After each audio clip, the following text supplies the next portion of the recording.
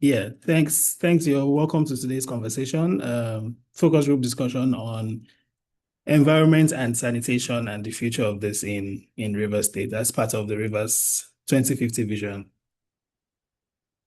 So our mission is simple. Rivers State hasn't had a long-term Good evening, development. sir. Can you increase your volume, comrade? I can barely hear you. Oh, you can barely hear me. Oh, sorry. So sorry about that. Is this better? Is this better? I think your voice is very clear and loud enough Okay, it's now. loud enough. Okay, sir, Prof, do you want to check your volume and see if you want to increase your volume, perhaps? Maybe it's from your device. Yeah, thanks. Thanks, Taiwo.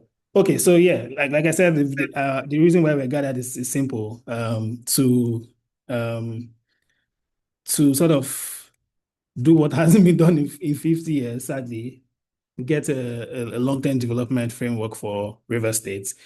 Which I mean, from speaking as policy shapers now, from that lens, looking at it from a much more larger stance, several states across the country um, have suffered from short-term thinking, short-term governance, sort of like what we like to call toxic governance, where it's like this versus this, and there's lack of sustainability and stuff like that. And so yeah, so starting from River State, we believe that yeah, this could be the beginning of something really great for our country and for our respective states. And yeah, and we've been doing this since February last year. We've brought together several experts across now eight thematic areas. Today will be the eighth thematic area out of 15, whom we've been speaking to about like ideas and solutions to various challenges, and also just like forecasting the future as well and thinking about some of the things that River State would need over the next 25 years. Something additional that we're doing, and we're going to be launching this on Monday, is that as part of the 2027 elections and INEC's announcement, part of ways to ensure that we engineer the elections and engineer the conversations that would come up during the elections to be about development and be about development issues, where we've launched an engagement plan, an election engagement plan, which would include things like polling, private town hall conversations with various candidates after the party primaries in May, and then obviously the launch of the vision book in October and November, and eventually, hopefully, a governorship debate where we're able to bring together various stakeholders and have a debate. SDN had done an amazing job in the past in making this happen, but obviously due to like several constraints, like finance and stuff, this hasn't happened for quite a while. But if this election will be an election about the issues, we have to have a debate. We cannot it cannot be about dancing and live bands. We have to make sure that the conversation is actually serious and we do what is right. So this is what this is about. The polling bits will be launched on Monday, so just look out for that. It's a bit of polling to see how we can help set the agenda as well for the primaries coming up in April. Most of the information, all of the information is online. So you find all the information on our website or on YouTube, including today's conversation that will also be recorded. Okay, so just going straight into what we'll be talking about today. Yeah, I mean, throughout the preparation for this conversation, we kept talking about how River State used to be known as the Garden City, and now sadly we've replaced the garden for almost garbage now. Because if you go across the city, the kind of greenery that you used to see, back in the day is now replaced with so much garbage on the curb. And most of the job for sanitation is hinged on the River State Waste Management Agency, RIWAMA, which for a number of years now has been a hotbed for politics and quite a bit of politics. I mean, for those who follow us on Twitter, follow me on Twitter, you see I'm always on the Rama's chairman's head, just always calling him out because it's become quite shameful, right? That yeah, that we've sort of like retrogressed so much that we've moved from being a garden city to a garbage city. The plan is we hope that through this vision book and through the vision project, we'll be able to sort of like awaken our consciousness across these four areas. First of all, understanding what our risks are. Being a coastal state, we are prone to several risks And this risk would increase over the next couple of years. I mean, I'm happy we have Taiwo and we have Clinton here who are experts in mapping risk and stuff. And I hope we can discuss sort of how the state can prepare for this and not be reactive, because that's what happens. There's flood and then they're sharing rice and stuff like that. But how do we ensure that we can actually plan ahead for some of these things? There are also issues around oil pollution. I mean, the Ogoni stretch has, I mean, across the Regional Delta region, but the Ogoni stretch has suffered from pollution for over 40 years. And so the question is, how do we ensure that we break this cycle of, especially now that we're hearing that oil activities want to resume in Ogoni land, how can communities negotiate better, and how do we ensure that we break the cycle of constant oil degradation across our communities? There's a question of conservation as well, which of course has economic links as well. I mean, whether it's Andoni or all of these coastal communities, often get to see a lot of rare species.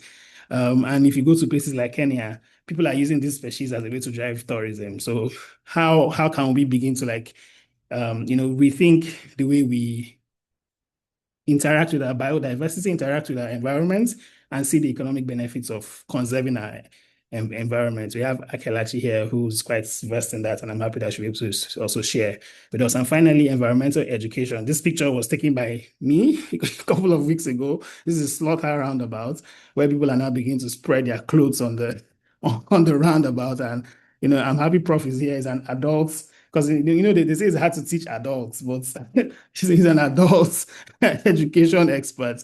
And I hope that we can discuss how we can sort of reorient the minds of people, because you can build beautiful infrastructure and skyscrapers and everything, but if people's minds are not up to the standard that it should be, they will start spreading clothes on the skyscrapers, right? And spreading clothes on the curb and stuff like that. So how do we ensure that environmental education is central to what we do also as a people? So these are the 4 areas I hope we cover. Just to introduce our guests quickly, and then I hand over to the moderator. We have Professor Mbalisi Onyeka Festus. Prof is a very senior and very active comrade in this environmental space. He's a professor of adult and environmental education at the Department of Adult and Non-Formal Education at the University of Port Harcourt. He holds several certificates in adult education, has a B.Ed in adult and non-formal education, an M.Ed and a PhD in adult and environmental education. And of course, it has been certified by several institutions around the world: University of Illinois, Health of Mother Earth Foundation, School of Ecology, etc. He has to his credit over 70 scholarly contributions, and of course continues to engage several young people and adults across the university community in environmental advocacy and environmental education. And he's the National Secretary to the Nigerian National Council for Adult Education. So thank you so much, Prof, for being here. We also have Mr. Thank you, sir. Kintebe. Yes, thank you, sir. We also have Mr. Kintebe, and very renowned environmental rights activist, campaigner, policy advocate in the region. He's the programs manager for environmental rights action, which is also known as Friends of the Earth International, and the coordinator of Oil Watch. His work cuts across human and environmental rights, democratic and policy reforms, community development, and he's been doing this for over 2 decades now. He brings a lot of vast experience in community engagement and local engagement as well. So thank you so much, sir, for being here. We have Dr. Akelachi Keje as well, who is of course, a member of the Rivers 2050 task force, but also is a development practitioner, conservation advocate, and communication specialist with over a decade of experience working at the intersection of environment, digital and broadcast media, and policy. She holds an MSc in environmental assessment and management from Oxford Brookes University, and a PhD in environmental management as well. She's a Bridge fellow Bridge fellow. Shout out to the NESG, we're both fellows. And she has a strong background in environmental storytelling, media, and community engagement, to mention a few. So thank you so much, Akelachi, for being here. We have Mr. Clinton Dandison, who is a climate innovation advocate. He's a creative technologist, passionate about sustainability and impact storytelling. He has experience in working on things like artificial intelligence, climate communications, program leadership, and he empowers communities, advances net zero education, and drives inclusive solutions for sustainable development. He has a much more longer bio. This is a very short version. But I think one of the cool things about him is that he's the co-convener of the Port Harcourt Climate Week, with the first edition held last year, and he continues to lead conversations within the climate space. So thank you so much, Clinton, for being here. And we also have Mr. Taiwo Ogunwumi, who for a very long time has been interested in the work that we've been doing here at Policy Shapers. He's an internationally recognized flood risk and disaster management specialist with strong expertise in geospatial science, environmental risk, climate resilience, and community-centered hazard mitigation. He currently works as a flood risk and disaster management specialist at Deltares, a leading independent institute for applied research in water and subsurface systems. His work has cut across several countries: Nigeria, Ghana, South Sudan, Sao Tome and Principe, Madagascar, India, Pakistan, to mention a few. He's also the founder and senior project lead at Geohazard Risk Mapping Initiative, and he's led real-time flood reporting systems and interactive flood susceptibility maps. And we hope that we can lean on that experience to be able to map some of the issues around flooding in River State to ensure that it gets into the vision book as well. So thank you so much, Mr. Taiwo, for being here. And we have John Dick Perfect, who is an ecofeminist, a storyteller, campaign strategist, communications professional working at intersection of environmental justice, gender equity, and community advocacy. She's a co-creator of Rooted Rising Development Media Initiative. Her storytelling spans and what she's probably known for the most spans across multimedia campaigns, podcasts, visual advocacy with a strong focus on communities impacted by oil extraction and societal justice. She's a Henrik Boll Green Academy Fellow, a Human Angles and Civic Impact Fellow, Africa Climate Stories, and an Africa Youth Negotiators Fellow as well. Thank you so much, Perfect, for also being here. So I think we have a very diverse group. Super excited. And I think this is one of the first time in a long time that we've been able to get most people to get their calendar to align almost so perfectly. So thank you so much for all our experts for joining. Just a plea. I know there's so much to say, but let's try as much as possible to keep it straight to the point as much as possible because we have so much to cover, so that Asenite can sort of like go through the questions one after the other. At this point, I'll hand over to our moderator, Asenite and Bira, to take things forward. Thanks, everyone. All right, thank you, Ebenezer. And once again, welcome to every one of you, the panelists, and all the listeners, welcome. The subject in question today is a very wide one, and we'll get to it right away. I'm very sure the panelists have a lot to say, so we'll plead with them to try and make best use of the time so we can wrap up as soon as possible. Thank you very much. So I'll go right into it. So straight the panelists.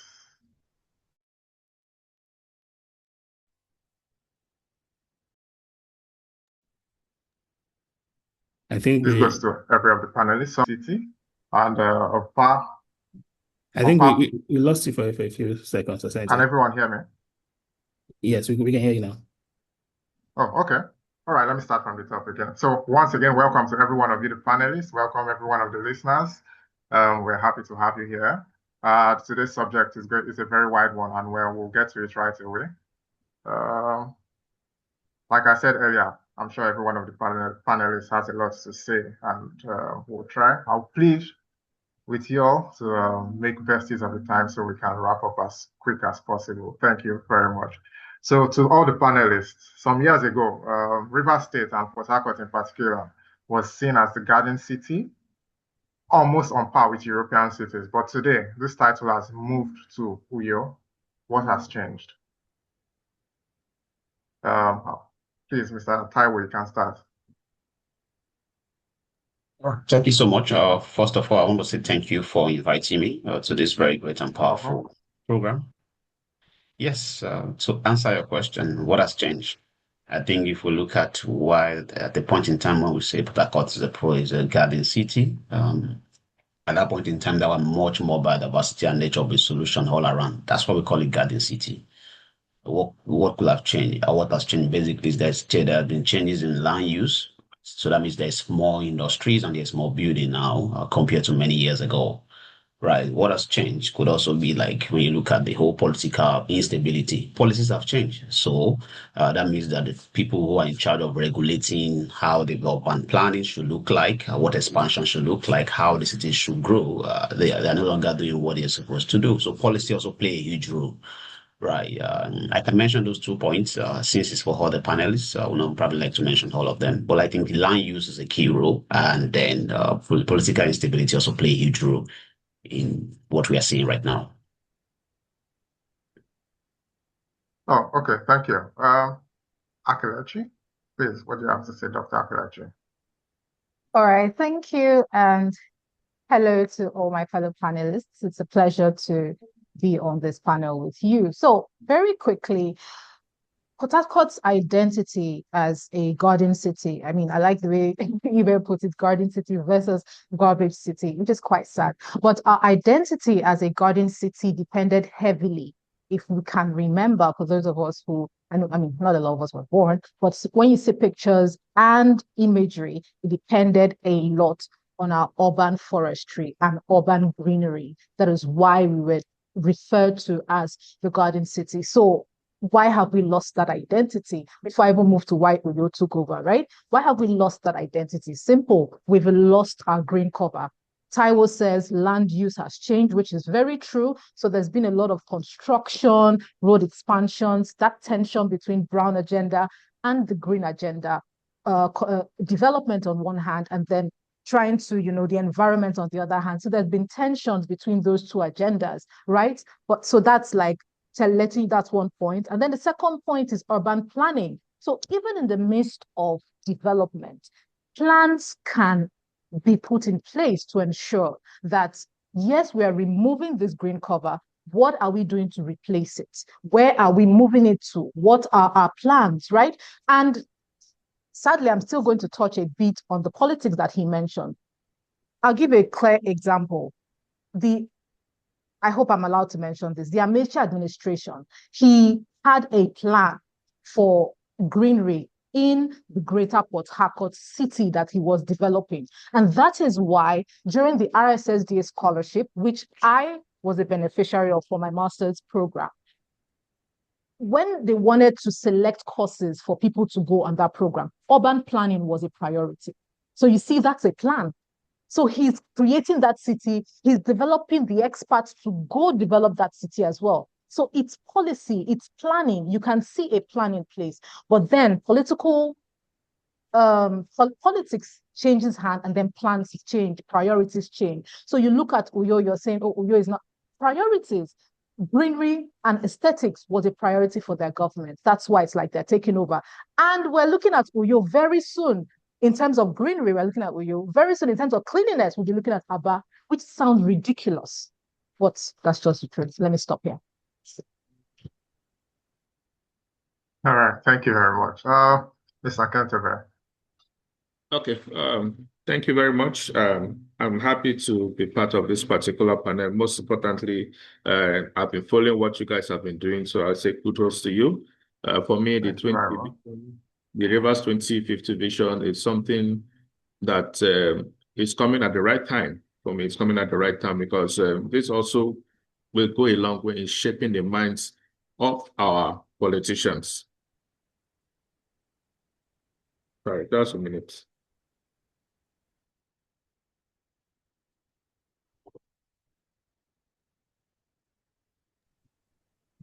So sorry about that. So you say what has changed in Rivers State or what has changed in the city of Port Harcourt? I think a lot has changed. First and foremost, we have people in authority or people in positions who are not interested in the greenery of Port Harcourt, who are not interested in the environment. And based on that, that is why you see that even if there's expansion going on in the states, in the state capital, even as you see that forests are being brought down by real estate people, there is no clear-cut understanding of love for the environment. So they don't have love for the environment. We don't have people who are thinking of the environment. Because if you think about it, just like Dr. Akelachi said, the process which RSSDA or the former governor Amici put in place, if it was followed, I mean, I don't think maybe we'll be discussing Rivers, maybe Rivers 2032, not Rivers 2050, because that plan would have gone a long way, and maybe you will not be having this discussion. Perhaps you may be engaging in other types of discussion. So first and foremost, politics stepped in, and that destroyed a lot of things. Two, we had individuals who got into power not knowing what to do with power, not even understanding why they got into office, and that destroyed a lot. And you can see clearly how I'm happy you brought out Rewama. Rewama should not be a clearing of debris agency alone. They ought to be thinking, how will they change the narrative? I mean, I see places like Singapore and other places, how they have been able to change waste to wealth. So what is wrong with Rewama? Is it funding? The state has the money. Is it this capacity? We have youths who have the capacity to do it. And I don't even need to go too far. The group of people that are already seated here is enough to change the way Rewama should think. And I think I should stop there so that other people can think. But the most important thing, we must have a rethink of how we look at our environment, how we treat our environment. Thank you. Thank you very much, Mr. Kentele. So let's go on to Clinton. Let's hear what you have to say on this issue. Okay, good day, everyone. Thank you so much for having me. I think the panelists have said it all, but listening very carefully, what I could hear is politics. I see that politics has made the priorities to change over time, where we now see political positions being used as settlements, for individuals. I mean, which is not bad, but at least being able to have competent people who can be able to make decisions, especially important decisions. And also, we've mentioned it here, culture. I think Taiwo talked about culture, identity. We need to also start reinforcing that identity, because we've seen that when you look at Amici administration, for example, if you look back, you could see it's almost 16 years ago. There are people now who are in Port Harcourt. They don't even know what 16 years ago used to look like in Port Harcourt. We'll see when you are walking on a bar road and you see all the trees and they barricade it. It was a culture. You could see it. Some of those trees, sometimes you pass it and you look at it and like, yeah, I knew when they planted this small tree, some of them survived, some of them didn't. So I think we also need to start reinforcing that culture of documenting some of this success, even some of the little progress that have happened now, so that people can even see what to look back at and say, this is what it used to be. So I say priority has shifted. Thank you, Mr. Clinton. Perfect. I can't see you here on the screen, but I believe you're here. Please, would like to hear what you have to say. All right. I see you now. You're You're muted. muted. Oh, I'm so sorry. It's fine. Okay, you can hear me now, right? Yes. Yeah, so I was saying thank you to policy shapers for having me on this conversation, and also thank you to the participants for finding the time to be here. So I want to start by saying that I never met a garden city in Port Harcourt. I think because I was very, very small. I mean, in primary school, they would tell us that Port Harcourt is a garden city, but from primary school, I saw a city where whenever we are trekking to school, me and my twin sister, some of my siblings, we would see black suits everywhere. So I never experienced the garden city of a thing. The only places I know that are garden cities are probably Abuja, Akwa Ibom, and Calabar. And so I really do not have anything to say in terms of what changed, but I can actually pick the fact that a lot of people have immigrated into the city, and this is because there is this notion, or should I say, a stereotype about Port Harcourt being the city of oil. So there's a lot of people immigrating into the city. So the waste management culture has actually not been, the people managing the waste management have not been able to, meet up to the needs of Port Harcourt city. I mean, we're talking about Akwa Ibom today. You cannot compare the population of Akwa Ibom and Port Harcourt. I'm not saying that Port Harcourt cannot be clean with its popularity, the density of its population. What I'm saying is that for what I want to say is, I think that what has changed in Port Harcourt should be the population density. I think that is why we are having issues. I mean, go to places like Iwofe, go and see the kind of garbage that is on the road. I mean, it's something that it's stemmed out of a lot of population of people. I just don't want to repeat what other people have said. If not, I agree with everything that the panelists have said. I just wanted to add that I think population change as well. And that is my own to say. Thank you. Thank you. Perfect. Thank you. Professor, I believe the professor is here with us. Professor, would like to hear what you have to say with the final word on this topic, on this question. Thank you. Thank you very much. Thank you, Colleague Wikina, for inviting me. And I would also like to ask the same question: what has really changed? Because by the time I came into Port Harcourt in 1997, people were not dumping waste on the road median. But immediately after Mechi constructed the road, people started dumping waste on the road median. So what actually has changed? I'm also asking the same question because I don't know, but maybe I may also trace it to the observation of the National Policy on Environment that says that Nigerians are grossly ignorant of their impact of the activities on the environment. Number one, so I will say that there is this increased ignorance on the implications of dumping waste on the road median, because I think it cannot be imagined anywhere where people are dumping waste on the road median. Somebody mentioned that, but why are they transforming? Port Harcourt City is sliding down towards Abbas status. So that said, I will also align with Clinton that says that the political positions are not actually given these days for service, but for compensation. But if you are compensating according to him, you work. It's not only to clear debris from the road, even if it's the only job they have. You also Rwanda has to also educate people on reasons they shouldn't dump on the road median. Then, like Kentebe mentioned, that the money is there. If there are not enough receptacles that are close to residential area, they have to be provided so that people will see an official dump site where they can dump their waste.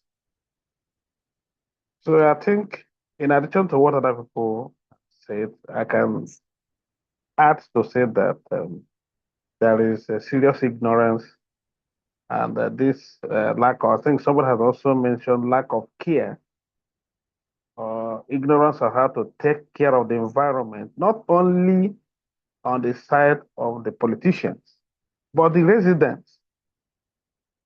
But the residents, if politicians are not taking care of the environment, residents should know, because I develop good pimples when I see people every evening running to come and dump waste on the road median. And the people they call tax force are not interested in stopping people from doing that. They're only interested in catching people to collect money from them.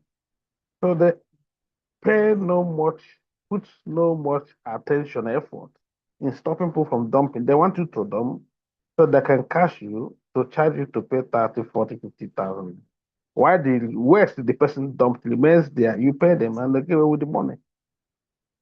So I think there is a need for actually attitudinal reorientation for behavioral change towards waste management practices and in Port Harcourt. Thank you.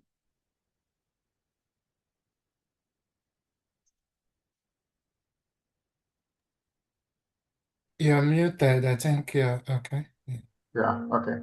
Thank you. Thank you very much. Very big thank you to every one of you for your answers. I think the recurring theme here was priority. Priority. The cleanliness of the state has not been given any priority. It's not on the, at the top of any of the agenda of the past governments, and that's why we've been sliding down the scale. Mr. Kentebe, so over the past 2 years, over the past 2 decades, in the course of your work, you have firsthand witnessed the extent of environmental devastation the rivers people, especially the Ogonis, have endured due to extractive activities in the state. In your opinion, what would environmental justice mean for these people?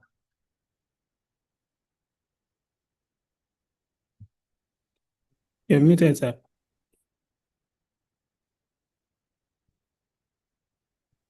Okay, sorry. Thank you. But first and foremost, environmental justice means different things to different people.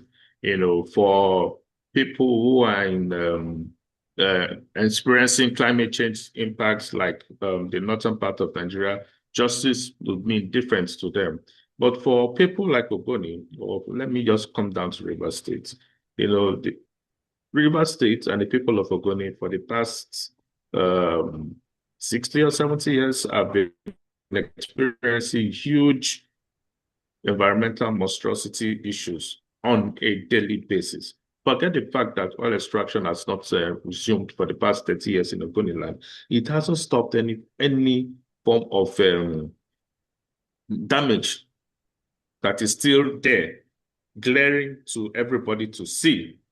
And when we talk about justice for the Ogonis, you could see that some of them already, the government is already clamoring for a return of extraction to Ogoni land. And that is like a common saying, leaving the tap open and mopping the floor, which is a very unwise decision by the federal government. Justice will mean, first and foremost, the people who are 30 years old now in Ogoni, what do they know? Or what do they understand? What have they lived in the last 30 years of their life? They've lived with pollution. They've lived in a polluted environment. They've lived not to see a clean river or a clean fish pond. They've lived to see polluted land, not a clean land. So everything about a 30-year-old in Ogoni is about pollution. So for that type of person, what do you expect him to see as a justice? For him, it has to be investment in the healthcare. And that's why I've also said that in the past, while HIPREC is doing what they're doing, I also expect them to do an internal and a health audit of all the people in Ogoni land to tell us what the type of things, the type of blood system, what is in their blood system. I know, and I also know that the food, the plants that is around Ogoni, if you do a testing of it, you will see the level of pollution that is already inside there. So for a 30-year-old in Ogoni, that person is already polluted. He knows nothing about a good life. He knows nothing about sustainability. He knows nothing about living clean air. He knows nothing about eating natural food. All he knows is pollution in the last 30 years of his life. And for the Ogonis, for there to be justice, for there to be environmental justice, you also have to look at the scars that they've already had in the past. They're already injured. You know, the scars are yet to be healed. You know, so when we want to tell them, okay, so I think justice, let us give them some form of justice, we can start by looking at the investment in the health audits, trying to see how the people can reclaim their lives back by having a thorough check of their system. That is one. And secondly, they are wounded, they are injured, they are pained. Their son was murdered. Ken Sariwa was murdered. And despite calls by the families, by community people, by civil society groups, to use the word exonerate and not pardon, the federal government has refused, deliberately refused. And this is where it gets me very painful. If we are a country called Nigeria, it's very painful because at this point, it's not about whether you are from the north, we are all Nigerians, first of all, irrespective of anything that is happening.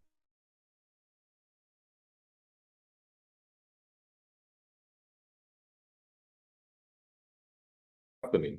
So when the word policy, I engaged the senior advocate of Nigeria, what it can do, it must have offended people, it must have stepped on the toes of government, it must have done something that needed apology. But you are the one who killed him, made his children fatherless, made his wives widows, and made him lose a lot of people. People who believed in him, people who looked up to him. They lost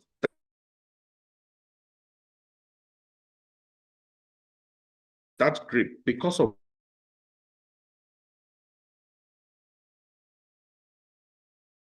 what?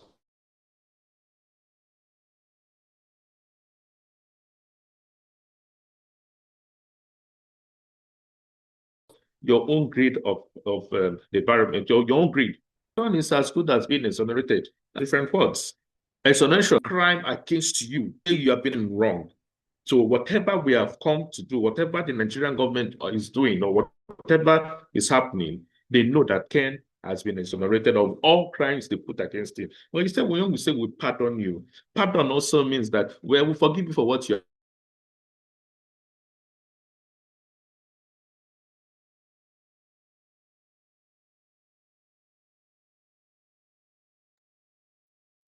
I think maybe losing Mr. Ken's internet.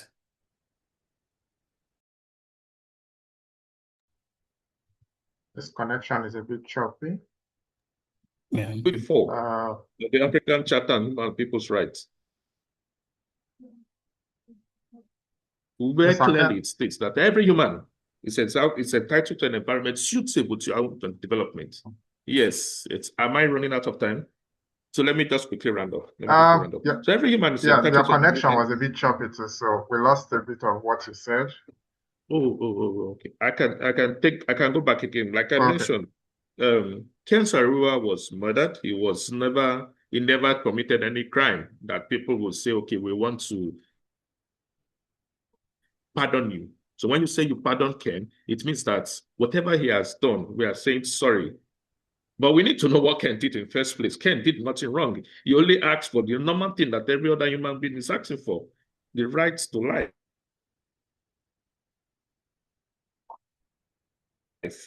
You only ask for a clean environment, should not be seen as peasants, but as poor people who own the environment, who own the resources of the country, who have been developing to the center over the past 30, 40 years. And you killed him for demanding his rights? Let's not forget that Article 24 of the African Charter on Human People's Rights states clearly, every human is entitled to an environment suitable. That's the word, suitable to its own development. What do we have in the Niger Delta? Gas flares, oil spills, human rights abuses, debris everywhere, polluted streams, polluted oceans. That is not an article that Nigeria signed on to that because they are not giving it out. They're not giving it back to the people. They're not giving it back to the people. So another form of environmental justice should be that Ken Sarua should be exonerated. And his co-travelers, they should be exonerated. And lastly, before I close, there's a cleanup going on, and this is about 14 years or so that the cleanup is already on or thereabouts. And the first layer of cleanup here is to take between 25 to 30 years. Okay, so that's beautiful. But what do we have in the last 10 years? It took them almost 6 or 7 years before they could start administration. And when administration got into place, it took another 1 or 2 years of politics before effective work can begin. And now that effective work has begun, are people feeling the pulse? Are people feeling it? The last time we saw, just before we went for COP30 in Brazil, how tankers were falling, water tankers were falling. Is that what we want to give to the people as a way of environmental justice? Let's be very clear. The fact that the cleanup will be completed or should be completed is not enough.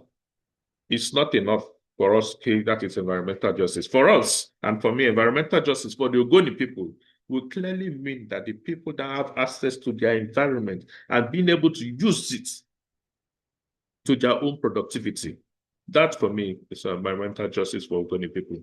Anything short of that, I think the people of the federal government and high rep are just playing politics. That's what they're doing. I see that they play politics, but we are watching. We will hear from us very soon. Thank you.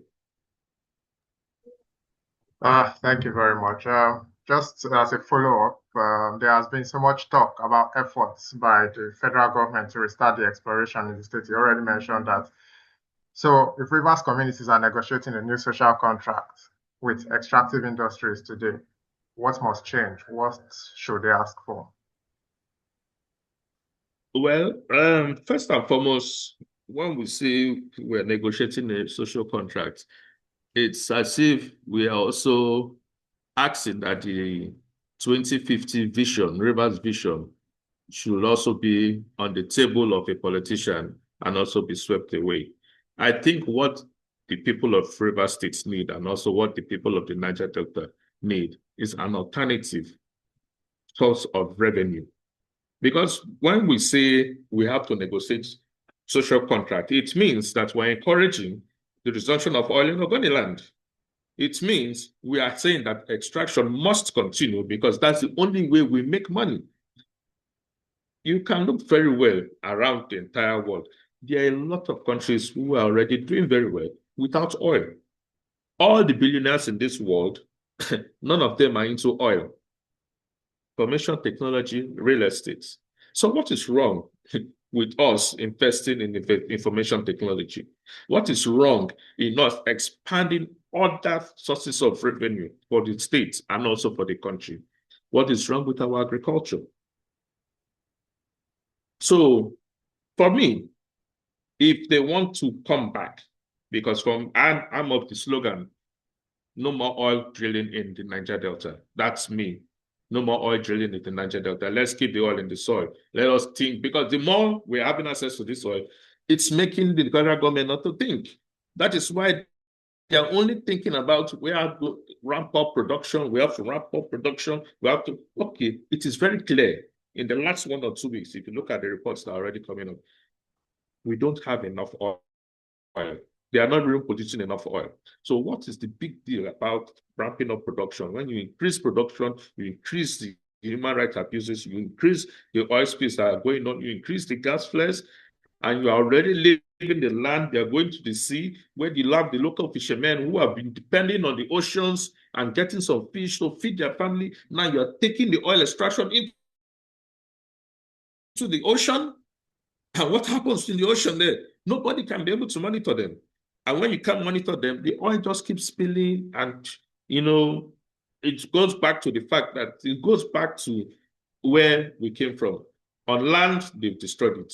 The ocean, they've destroyed it. Let's be very clear about how these people behave. They've captured our land. They've captured our air. They're capturing they can capture our voices.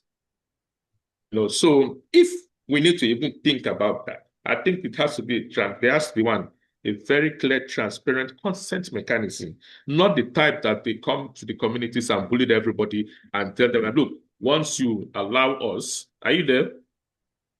Yes, I'm with you. Yes, we're here. Hello?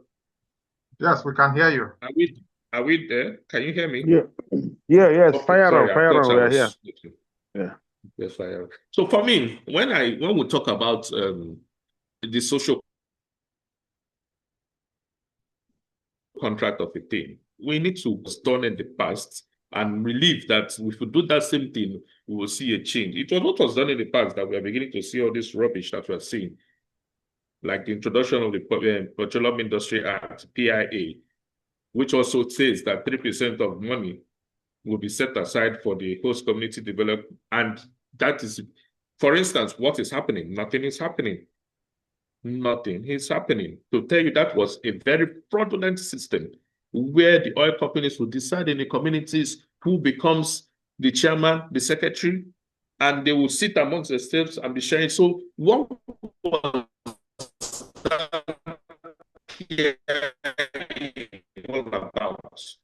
Who did it benefit? Was it communities? The answer is no. And that is why when there was a blow up in Ogoni land some time ago, where that led to the state of emergency, they will tell us now that those people, the community there, should pay for that particular one. Meanwhile, it is their facility. So let me quickly round up. I know I've taken most of your time. Yes. Let me just quickly round up in a minute, sir. So I think we should be transparent consent mechanism where communities need to be gathered together and informed about one, what they want to do, how they want to go about it, and what is the needs for the community people. That way, anybody who doesn't love it or any community who is not interested in what is happening would be able to back out and we have a clear understanding. And again, whatever they're doing, they have to be binding legal agreements that are enforceable in courts, agreements that you can take to courts. Well, I don't know, it depends on the type of courts we have these days in Nigeria. But at least a court in Africa or a court in Europe that will respect human rights and also the environment. But we need to have this as a binding document. And again, there must be environmental remediation before we talk anything up further. Before we talk about social contracts, there must be environmental remediation. I'll put it stop here. Thank you very much. Thank you very much, Mr. Kentebe. Yes, you've raised very valid points. Thank you very much. So we'll just go quickly to Mr. Clinton. So what are the top 5 emerging climate risks facing river states today across the upland and wetland regions? Yeah, please, can you take the question slowly? Oh, okay. Yeah. All right, so I was asking, what's the top 5 emerging climate risks facing river states today across the what are the top 5 emerging climate risks facing river states today across the upland and wetland regions? Okay, thank you so much. Mr. Kentebe have already touched on some of these environmental risks. And I mean, for those of us that joined the meeting earlier when Ebenezer was giving some slides talking about some areas, especially the wetlands and areas that are going to be submerging due to the impact of climate change. But I would just want to use my time wisely, so just interject me if I want to go too far. So a lot of the times, when people hear about river states as it comes to the impact of climate change, we see a lot of agitations from places like the Oconis and other regions. People always wonder, are you people the only people in Nigeria? Why is it that you are always the ones, talking about this issue? So climate change really affects, yes, it's a global issue. The major impacts, especially as it has to do with increase in sea rise, inconsistencies in weather patterns, all of that we know. So I don't want to go into all of that. So you can imagine that the way climate change is now affecting so many regions is also affecting River State, right? But now you're going the extra mile now to see why River State is very peculiar.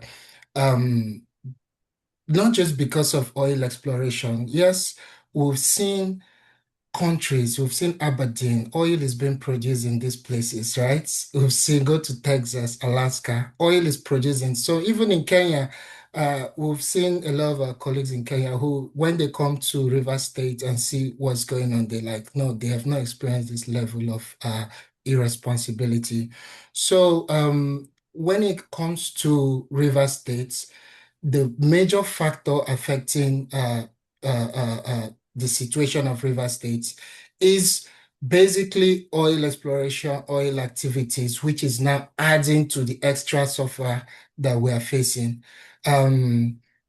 It's just when our president was campaigning, he said the word, he said, let the poor breathe, right? So if I want to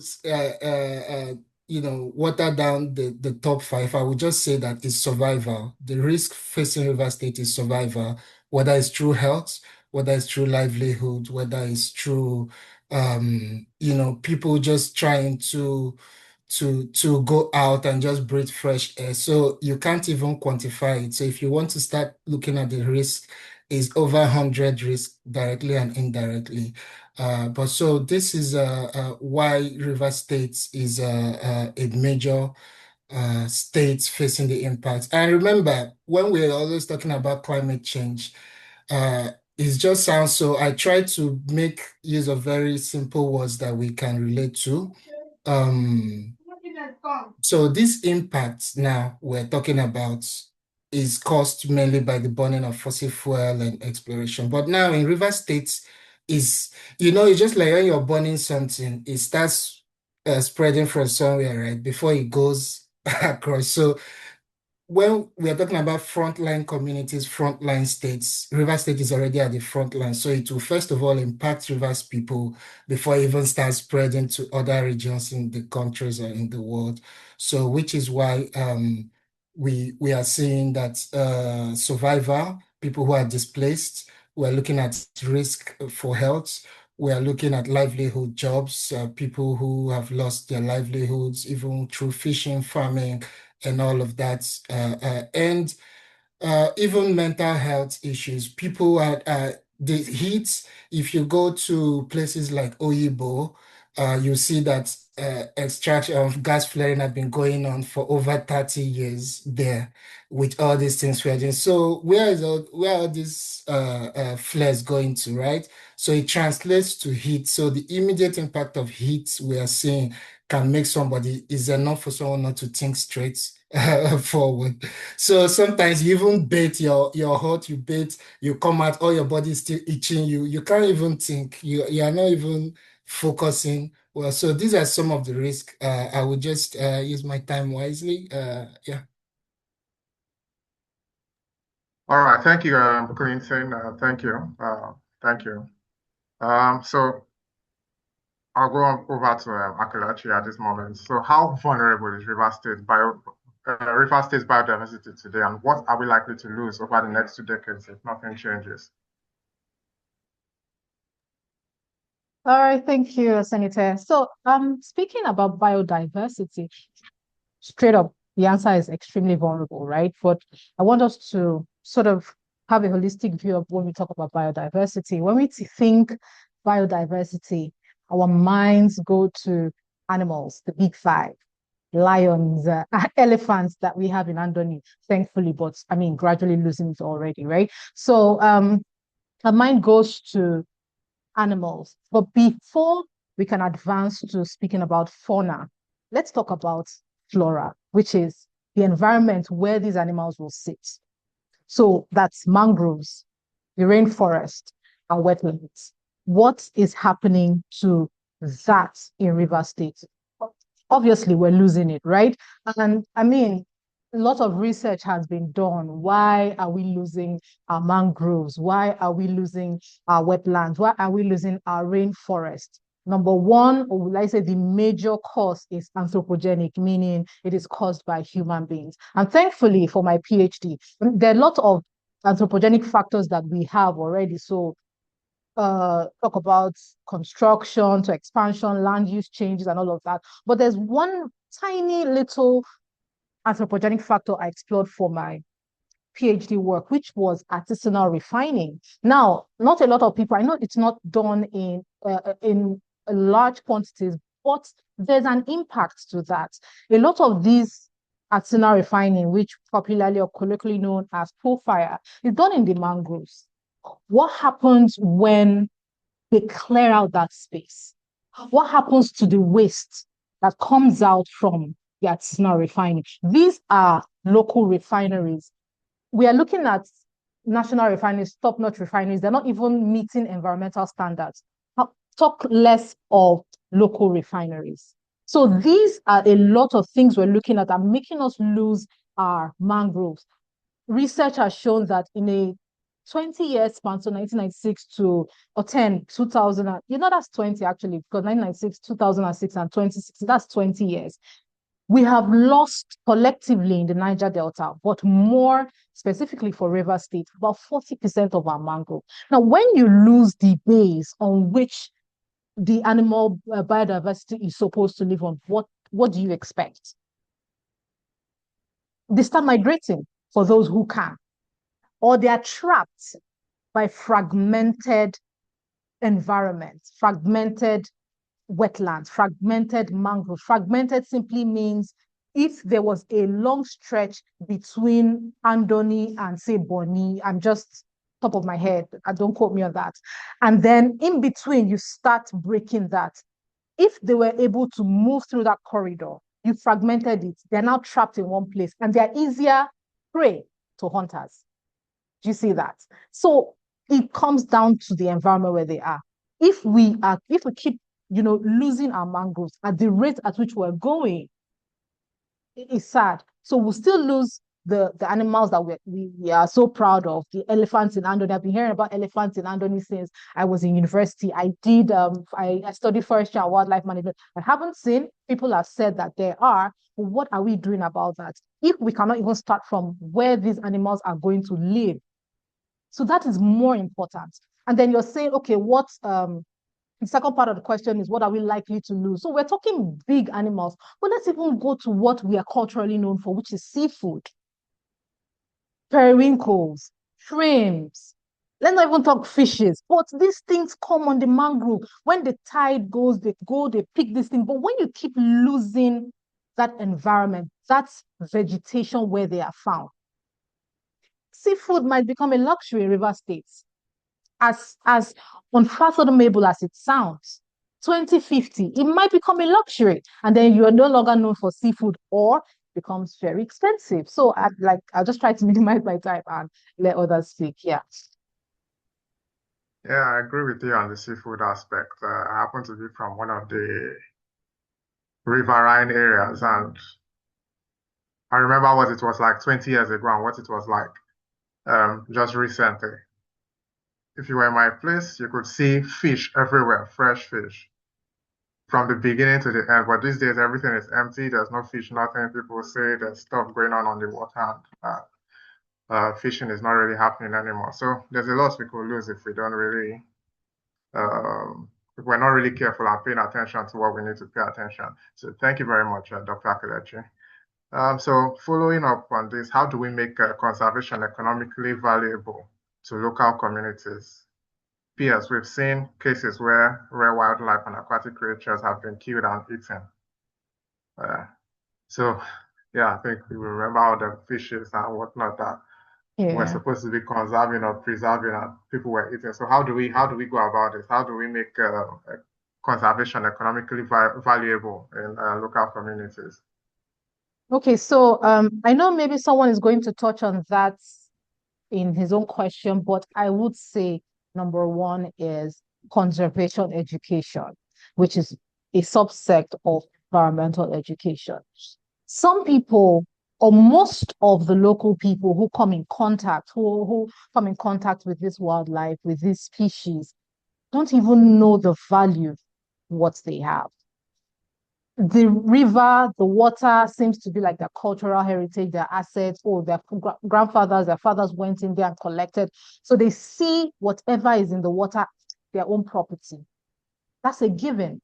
But do they understand the importance? When I say importance, so economic importance, ecological importance, mostly ecological than economic in this instance, if we're being honest, because a lot of the things what we talk about in conservation has to do more with the environment than economics. That's why it seems like it tends to take a back seat, because everybody's around, what will I eat? Waiting we go chop, right? So it's more ecological than economic, but they don't even know the importance of these species. They don't know the importance of their vegetation. So it starts with conservation education, educating these people. Now, yes, you will do conservation education. Like, let's say we start doing that, because even in the course of my work, there's a Cross River State, which is where I am, in Calabar. There's a lot of conservation going on here. So it's heavy on conservation education.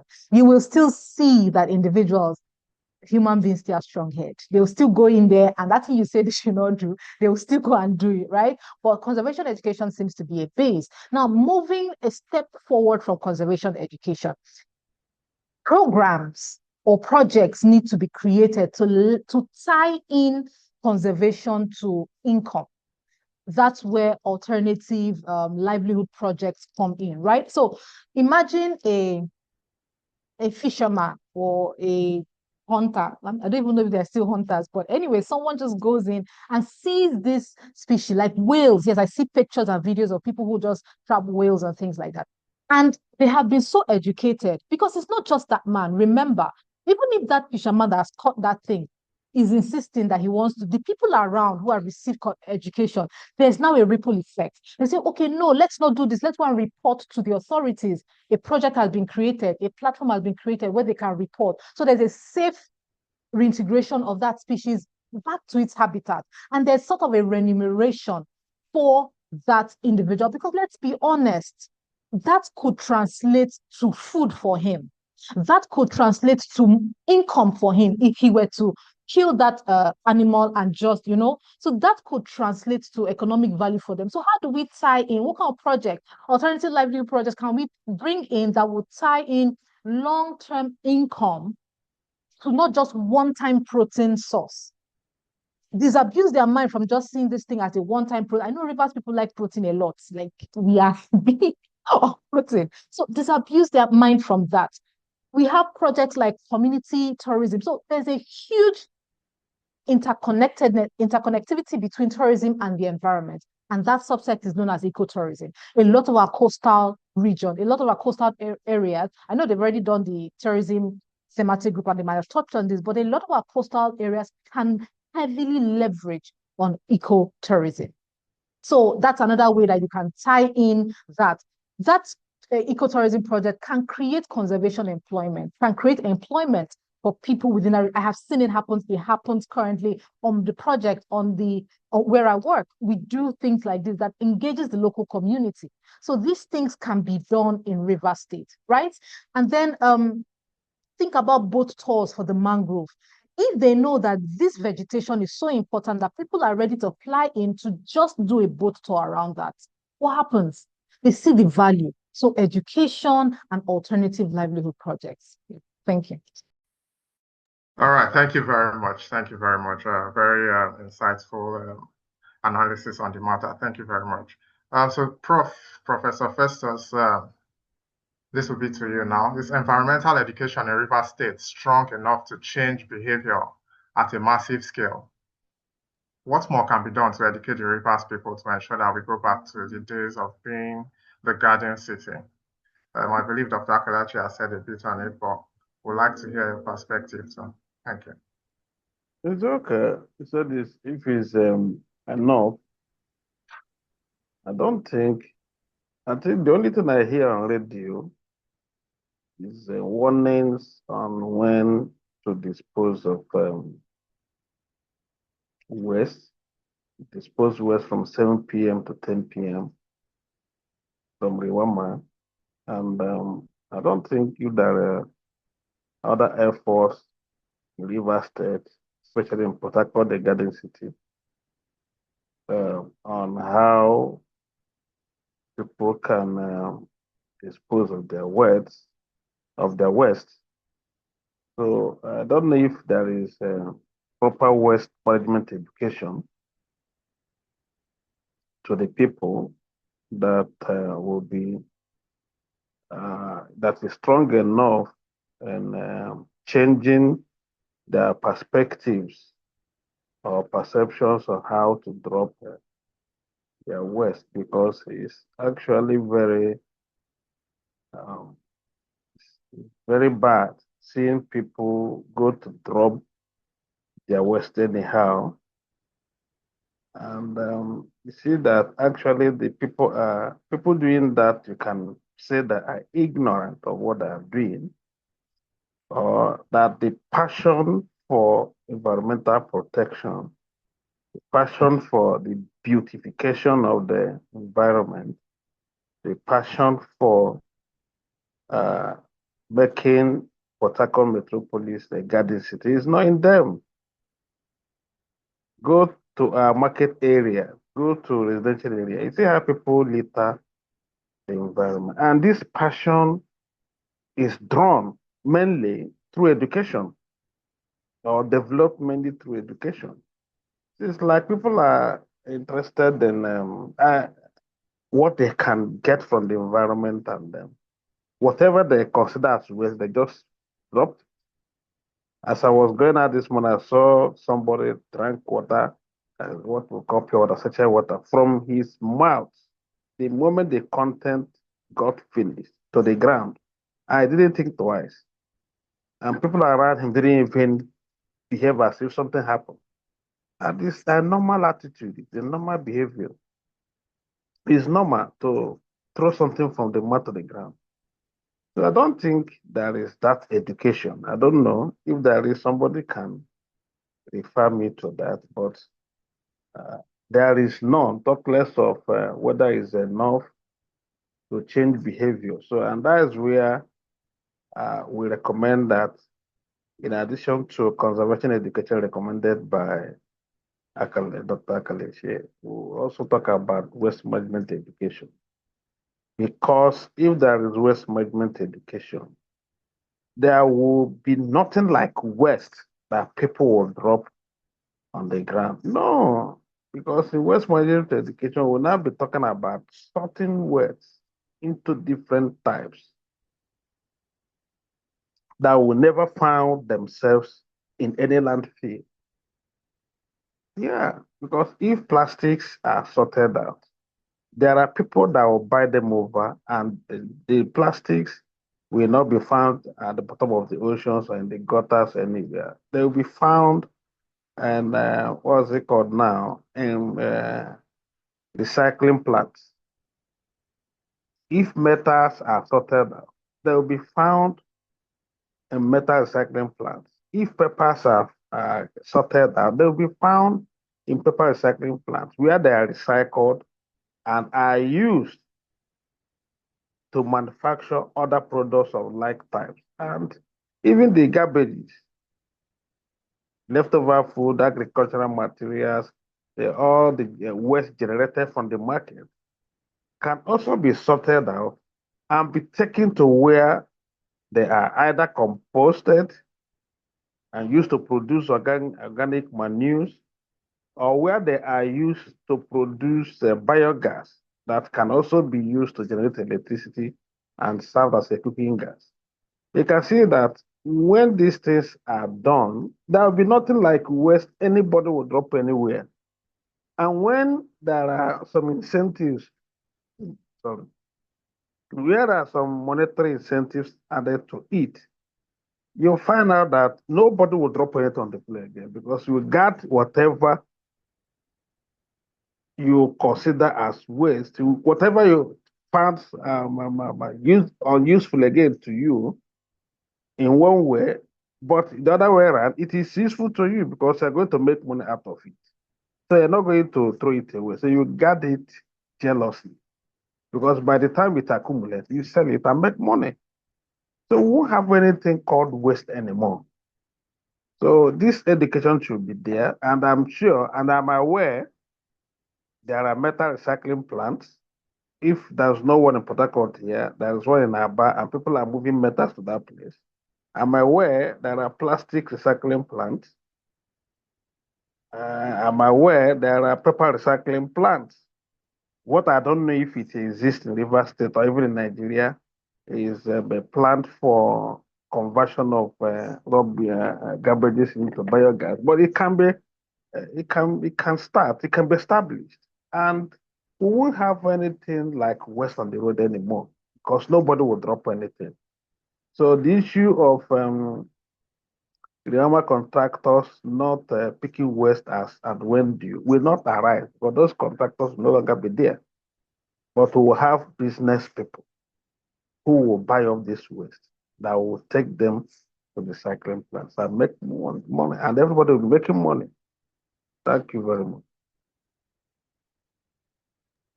Thank you very much, Professor. So as a follow-up to this, I'll ask you to tell us about your work, the work you're doing through the Young Environmentalist Network, and how we can scale this across River State. Well, the Young Environmentalist Network is RATFIT, is a youth wing of the Health of Mother Earth Foundation. owned by or been led by our living ancestor, Reverend Dr. Nima Bassi, with headquarters in Benin. But we have an arm in the University of Port Harcourt. And what we are doing, the aim is to keep the youth with environmental knowledge and advocacy skills through toolkits and the workshops and the engagements. And as a result, we started. I think it was established. It was inaugurated. University of Port Harcourt chapter was inaugurated last year, July, and we have started some advocacy engagement on climate change last year, and focusing on students. But this year, we only met a few schools.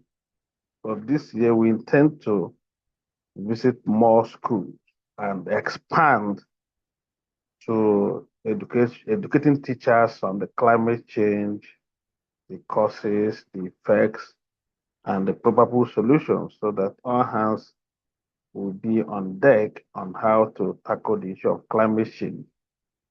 Now that we're talking about, I was thinking that by the time we are done, but I don't know when we'll be able to go around all the schools in Rivers State. I don't know when we'll be able to start entering the communities in Rivers State. But by the time we are done with climate change, or if we go far with climate change, we can go into waste management education. We can as well go into pollution because Nigerians actually are poorly aware of the environment and the damages being done to it through various activities.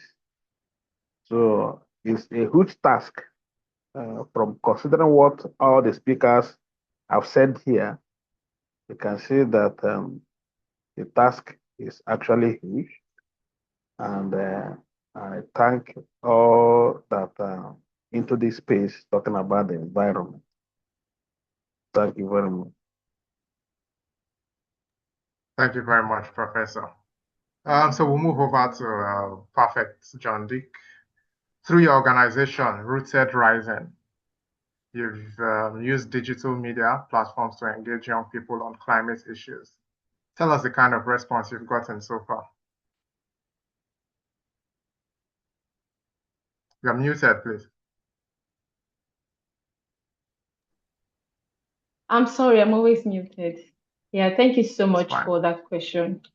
For the responses we've gotten at Rooted Rising Initiative, first of all, Rooted Rising is an initiative that is all about storytelling. And we chose storytelling because we discovered that over time, people have tried to trivialize, storytelling. This is because we started with storytelling as children, as kids. So most of the time, people don't really understand how powerful stories can be. But at Rooted Rising, we try to use stories to interrogate the realities of impacted communities. The stories of women who are going down with health hazards as a result of oil extraction, pollution, gas flaring, and all of those impacts. And so far, so good. You know how it's very hard for the algorithm, to push contents that are related to justice issues and all of that. But from the impressions that we've had on our social media handles, it's been very impressive. We've gotten a lot of responses. If we go to our demographic, we've seen the amount of reach that we've been able to get. A lot of people, not just from Africa, the world at large, they're listening to these stories and they are being mobilized to do something about it. We've had a lot of responses in our DMs. People are asking us, what is the issue? What are you talking about? How can we support the movement? And apart from that, Rooted Rising is not just telling stories. We are also, consciously giving climate literacy, especially with stories, because we believe that stories have a way of relating the climate issues. In as much as we cannot move away from the climate sciences, we believe that with stories, we're able to tell the stories in a way that is very relatable. And also, we've had a lot of responses with, collaborating with organizations, them wanting us to, train people on storytelling, climate literacy, how to advocate. We have a lot of mixed media short films. We have motion design explainers that not just tell the stories, but also mobilize people to take action. And we've had those gigs in terms of Rooted Rising should come and train the set of people. I mean, from the Health of Mother Earth Foundation, Amnesty International, a lot of people have reached out to us in terms of training. So our responses have been good so far, and we hope to have more responses because our goal is to build, a coalition of youths and people who are able to not just tell stories, but tell stories that are centered in policy making, stories that influence action and also challenges the extractive economy.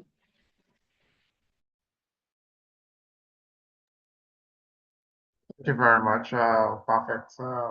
Great work you're doing with your team. Thank you. We look forward to seeing the results at the end of the day. A quick follow-up to this. So why is storytelling important in environmental advocacy? What are Yeah, some before ways I you answer advise that, you rivers? said, sorry? Oh, I was saying I was saying it's nice the work you and your team are doing, and we're looking forward to seeing the Yes, I better got you. And then results you of said your. you also said you're Okay. waiting for the results. The results are already there. Yes, the Oh, results are okay. already there. I mean, in terms of awareness, education, training, and Okay. then changing people's mindsets, especially when it comes to false climate solutions, misinformation and disinformation around the climate crisis and all of that. So people have been able to get this education via our social media handles and physical sessions that we've been able to the spaces that we've been able to hold.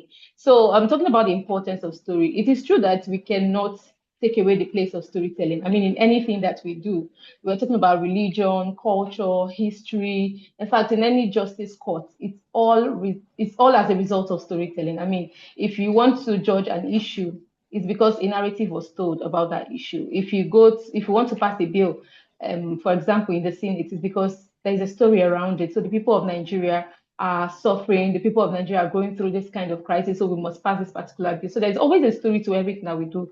It's even if it's business, white collar, church, everything. There's always a story to everything that we do. And that is why storytelling is very, very important. It is because of storytelling we are able to accept that, okay, we want to be part of Christianity, we want to be Muslims, we want to be Zoroastrians, we want to be in the kind of religion that we are very obedient to right now. So I think storytelling is very, very important, especially as it actually humanizes everything that we do. I mean, if you talk about climate change, environmental issues, like that is the core of this meeting today. If we don't tell people that if you go to your fair, there is a very big dump there in the market, people do not understand. Imagine going to the internet and talking about waste, just use the word waste management issue. A lot of people might not be able to relate to that, but when we have a story behind that waste management issue, for example, you say, I was going to the University of Ignatius Ajuru and I saw a very big market. It's called the Big Tree Market. And then this is what I'm seeing on the road. People are able to understand. So storytelling is very, very important. And we can never underemphasize, but I'm here to also emphasize the importance of storytelling. And I also believe that storytelling will also help us to achieve justice because it actually brings the human angle of any situation. Take, for example, what my colleague Kentebe has said earlier, my senior colleague, by the way. He talked about the pollution in the Niger Delta. I mean, we would have known all of this if not for the place of stories. So stories are very important and we cannot take away the place of stories. Talking about how River State can leverage stories. I remember when I was in GS3, I attended Women Girls, by the way. And my sister and I, my twin sister and I were asked to go to the art and culture something to compete in an art exhibition. And when we got there, we were taken to a place where we saw a lot of artwork. People are trying to visualize the lived realities of Niger Delta. We saw pipelines, we saw all of that. And we were so excited because we were able to now see what people have been talking about. There's this visual reality of what we have been hearing. So I think River State can leverage festivals, film festivals, storytelling festival to remind our people that yes, we have a culture and we have an environment to protect. Because at the end of the day, if you don't tell people these things, they would trivialize them, they would not understand them. Take, for example, I said growing up, I was told that River State is a garden city. And I was just told it was a garden city. If I was told that the garden city, what made it a garden city was because people were planting trees. I mean, our forefathers were planting trees, and then everywhere had shades and all of that. I think we as children would have imbibed that culture of, planting a tree. I'm not saying it's too late to plant a tree, but it would have been worse like this. So if we are going to leverage storytelling as a state, we need to have archives. We need to invest in our commissioner. I'm sorry to I'm not getting it right, but our art and culture commission, whatever it's called, we need to invest in that, and also not just invest in that. We can do what was done to us when we were little, invest in storytelling clubs in secondary schools, and the government should be very, very intentional about it. And I also think, of course, we also have oral documentation of our stories in rural communities. We cannot.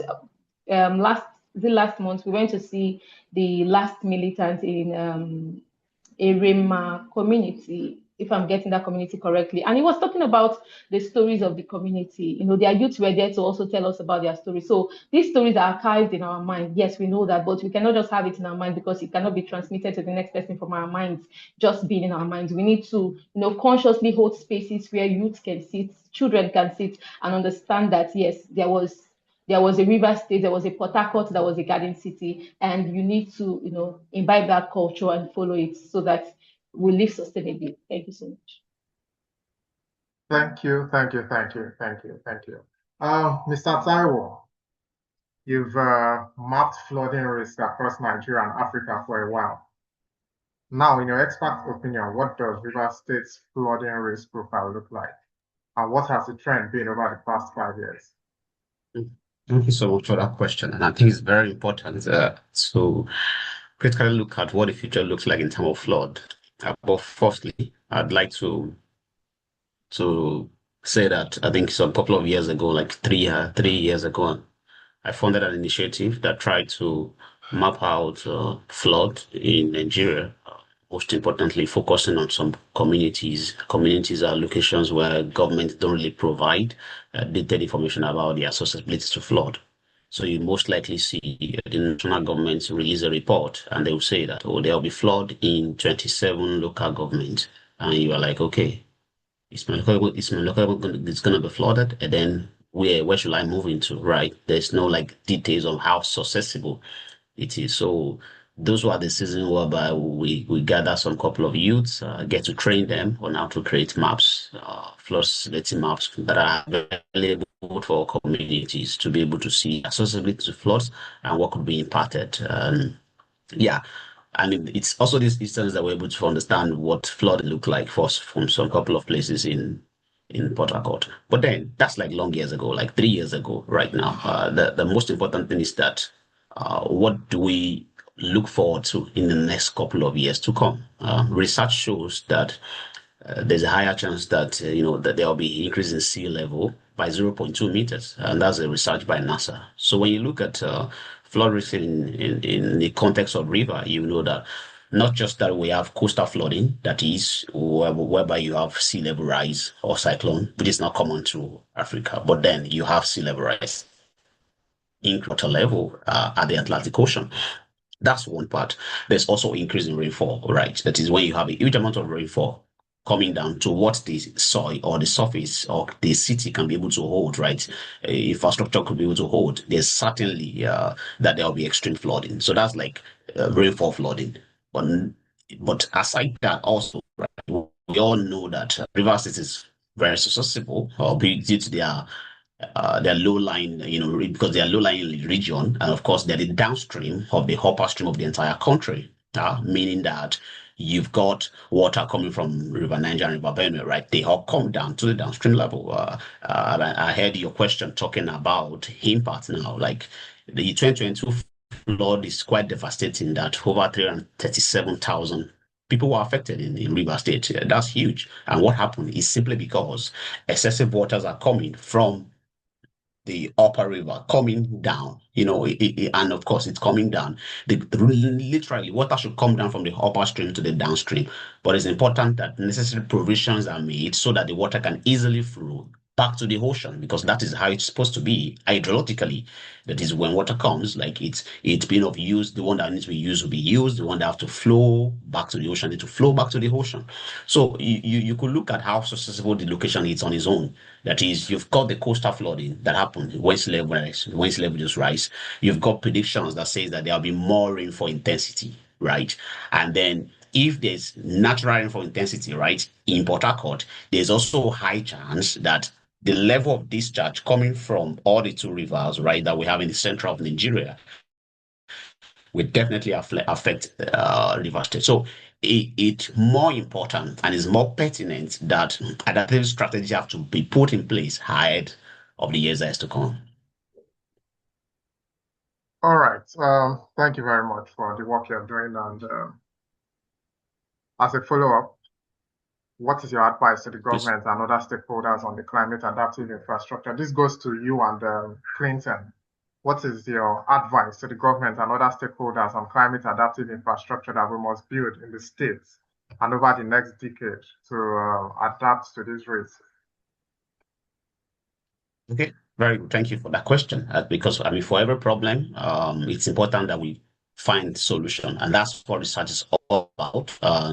Just that we have problem, and I want to say that this issue is not only it's not just something we're in low lying region. There's nothing we can do.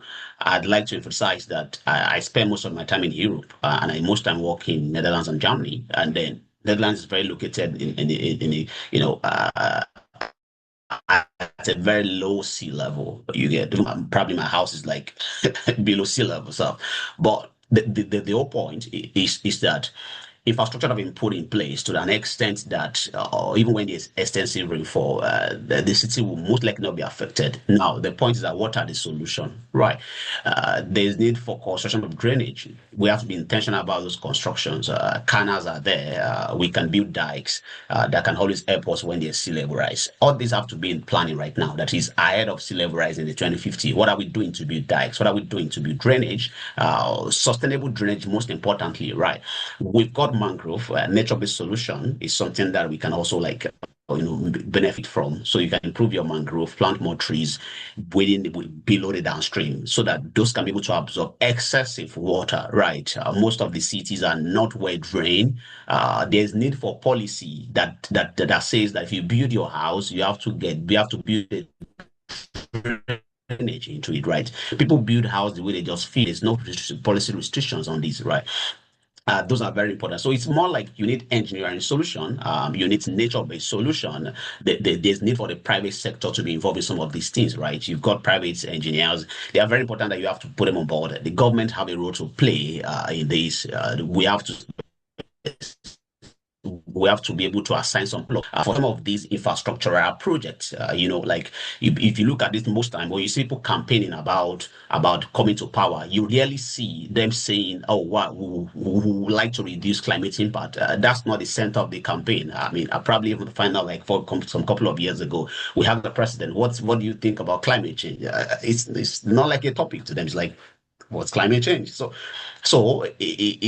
it's very important that every stakeholders, become relevant. That is, the government have a role to play in terms of projects. The private sector have a role to play to support in implementing some of these projects because they have the knowledge. And you've seen researchers too, right? You see, there are so many research, right, that many people have done.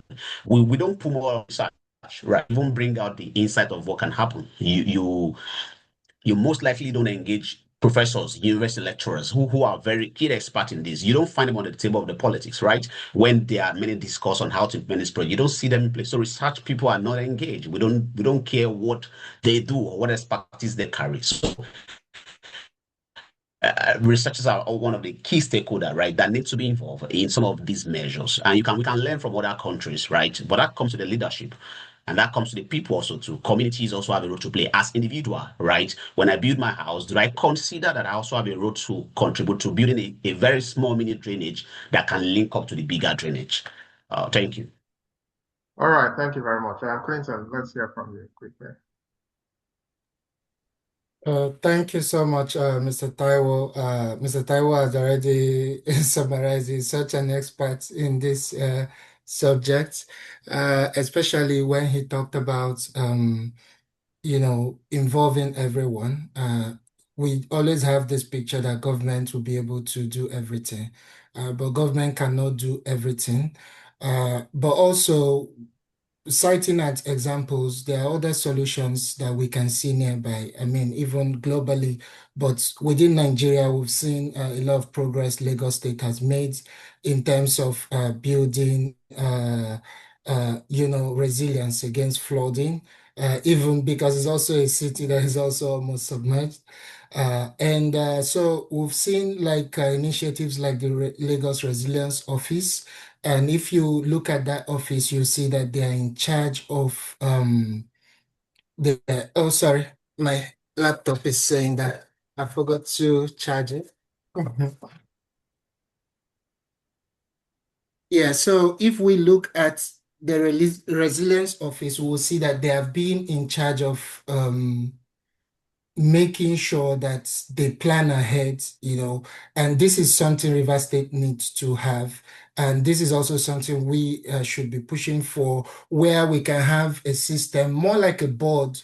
You have the private sector, you have the non-profit sectors, you have governments, and all these people coming together to build transparency. So in this situation, we can now see that, it's transparent because now we could know how much we are keeping, putting in place to build infrastructure. And this infrastructure is not just about developmental infrastructure. So there has to be like a nexus between development and humanitarian support. So while we are building this, infrastructure in terms of energy, in terms of, even buildings, because it's just crazy to think about it and it's a lot to consider, right? So when you have these experts come together, evaluations will be done. A lot of this money we're spending recklessly in NDDC, we're spending money on conferences. We have real situations that, that are already glaring at us. We are not even talking about 5 years to come. We will start seeing this impact. And what's the difference between River State and other places in the world, right? We've seen wildfires ravage you can't even imagine a whole state, and they can rebuild in the next 1 month. They are not bothered about all these things because they've already built their capacity over this. So even if they say that they are flooded, they are thinking ahead of time. How can people even survive in the first place? So looking at main communities that are prone to flooding, which flooding is a major issue because it affects every other thing. How can these people, where can they stay for the meantime? How can they survive? How can they even integrate into the society? So all these fundings should be made available through partnership. Yes, we know government don't have all the money. That's why we have companies, we have private investors, we have the civil society, and also looking at our policies. We also know that yes, Nigeria has a lot of policy, but when it comes within the state level, the dynamics also need to change. I was privileged to be part of the people in the committee that drafted I think in 2022, that drafted the River State Environmental Protection Amendment. At the time we were trying to amend it. And I really was passionate about that project. I read through every single line of that project. And at the time, the House of Assembly really did a lot of work to see that that document was amended. They did a lot of consultations, but due to, politics at the time, it was not given, it was approved by them. And, they were very special clause. And this is why it's important, in state dynamics. Every state know how this thing affects them. So when we have these policies, we're able to start implementing it and partner and build that culture. I think that, yeah, so energy is very important in building, this infrastructure. Energy is important. How can we be able to have a power to do a lot of things? Because people, when they are displaced, they need to, it's a lot of buildings and all of that, but also looking at looking at the long term, which is what sustainability is all about. All these projects we are carrying out in communities, House of Assembly, these projects. You see, people just build projects that you see that they can't even stand for 10 years. They are not even able to withstand the next 5 years. And they commission it and they call, music, band, and all of that. So when we have this combination of, I think when we have something that would look like a resilience office or whatever name they want to give it, and see that we can now have experts take time, because this is not what we can just talk about in our own wisdom. They have to take time to evaluate. I saw a document somewhere some years ago. This document was a blueprint by NDDC. I don't know. That document is not really popular. It was at a time when, uh, I think this would be about 20 years ago that document was developed. And it would be good for those kind of documents to be pulled out. And it really extensively, it was even partnered by USAID and some other agencies. That document would be good for us to look through it. I think, yeah, so these are some of the roadmap we can take to see that we start All right. looking at the solutions. Yeah, thank you. Thank you very much. Thank you very much. So we're supposed to be, we've crossed our time a bit. So please, going forward, everybody, 1 minute, you say what you have to say in 1 minute. So basically, a lot of people have already spoken about Rwama, and I just want you now just clearly state your advice to River State's Waste Management Agency on how to move waste management in the states to a circular model, that's waste to wealth. And are there any examples you have seen in other states and parts of the world that we can incorporate? So in 1 or 1.5 minutes, please, everybody just say what you could on this. Let's start with Mr. Taiwo. Fantastic. Thank you so much. In Europe, if you buy a bottle, right, you're going to pay extra charges for that. If you return the bottle, you get money back. It's as simple as that. Governments have to have policies, right, that mandate people that produce several of these products to have additional pricing on them. If I finish drinking my water, if it requires I have to return it, of course I will, because I don't want to lose money. If I put it on the road, somebody will pick it up almost like in the next 2 minutes. We're in a country that, of course, we're not doing well economically. So if we put value on some of these products, right, it goes straight. I read in the news a couple of days ago, and I found out that the government is banning producing of some couple of like cutting board and some other things like that that are very, very, like they cause more waste. They ban them. They ask companies to create alternative. So you see that you start from top before the bottom itself. Education means that people can be aware that they have to drop waste somewhere, but that doesn't mean that everybody will eat to it, right? But then, so that means that you can educate the people. It doesn't mean is that we're gonna do it. We can create policy and law. People can still break the law in Nigeria. It's very key that we go back to where is this coming from, and put something around it that make it very economical. Thank you. All right, thank you. Dr. Akilechi. Hey, my first advice would have been to privatize Rwanda, but if that is not possible, because I mean, we've seen that when organizations or agencies are privatized, they just suddenly seem to work. But if that is not possible, or we want to really keep it as a government agency, I would say, obviously, I would speak from maybe the part of academia. Someone, I think it was Prof, that said that there's a lot of research that's already been done. If we can connect research from universities, we have solutions. Solutions, yakpa, let me put it that way. If we can actually bring those solutions and implement them, make them realistic, make them real. So yes, obviously do this circular thing, so recycle, but how about biogas? It's feasible. Research has already been done on that. So we don't even need to start researching again. Go into the universities, ask those professors, ask lecturers, bring out your students' work. They can do it. So make these lecturers bring academia to sit in some of these agencies, and then you start seeing solutions. So that's my own advice to Rwanda. All right, Mr. Kentebe.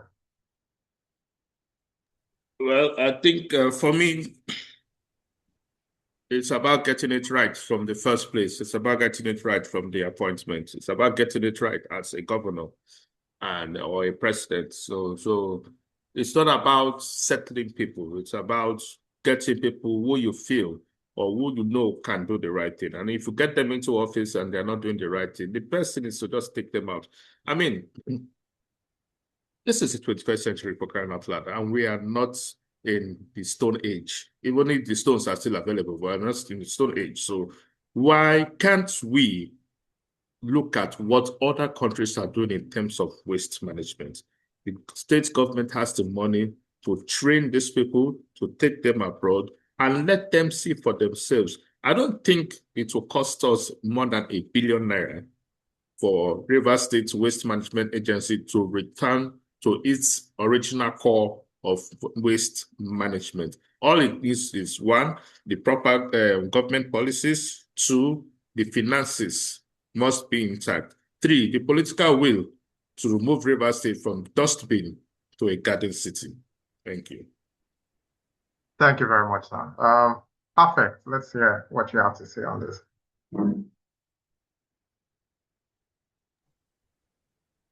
Yeah, thank you so much. Thank you for calling me after my senior colleague, because I was going to second what he said. I mean, before you solve an issue, you need to look at it from the root cause. And I think it's about those that are in government, those are at the forefront of making decisions, right? Because at the end of the day, it's political will. So apart from that, I think Ruwama, whatever they are called, I'm sorry to use that language, should also look into textile waste and other forms of it, apart from just sending the truck somewhere to go and pack that. I mean, there's a lot of waste that we are not actually looking at. And I think that is one of the problems, because if you look at it, there's been a lot of overconsumption. People go to my one, the clothes are very cheap, so they pack everything to the house. I mean, I'm an example of that. So I'm learning. I think everybody should learn as well. And finally, if you go to Lagos, you discover that you can't buy something in a supermarket.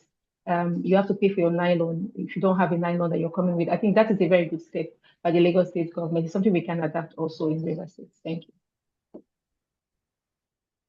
All right. Thank you very much, Mr. Clinton. Yeah, so I think we've said it all. It starts from how we even get to appoint Rama. Nigerians are very intelligent, brilliant people, well-traveled. We've seen they go everywhere. They see what has been done everywhere. The only problem is just to implement it back, at home. So if Rama, has the will to do it, and with the right leadership, they're able to do it, to start partnering with businesses, with markets, try being creative, giving this, because most of these waste are being generated, based on retail and all these things, seeing how they can partner with markets, businesses, and also incentivize people.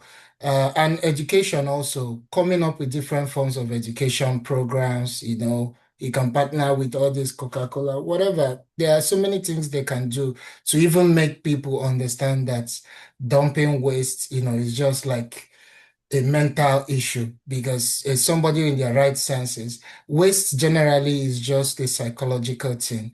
If you go to any civilized place, how you know somebody is educated, you can take decisions. Somebody don't need to tell you. You don't have to have a supervisor or somebody looking at you.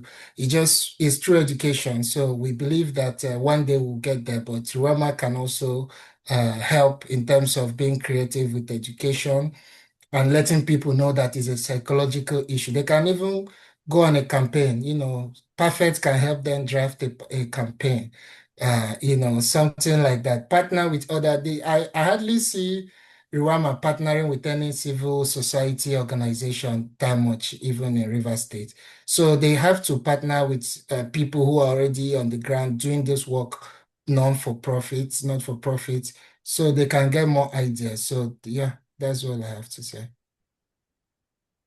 Thank you. Thank you very much. Professor Festus, please, let's hear you. Well, everybody has almost finished talking about it, but I know that Rama has a book establishing it, and I'm sure that there's an education component of the Rwama Act or whatever to establish Rwama. And I'm saying that Rwama will have to be very serious about investing massively on waste management education that will educate the people on principles of waste management.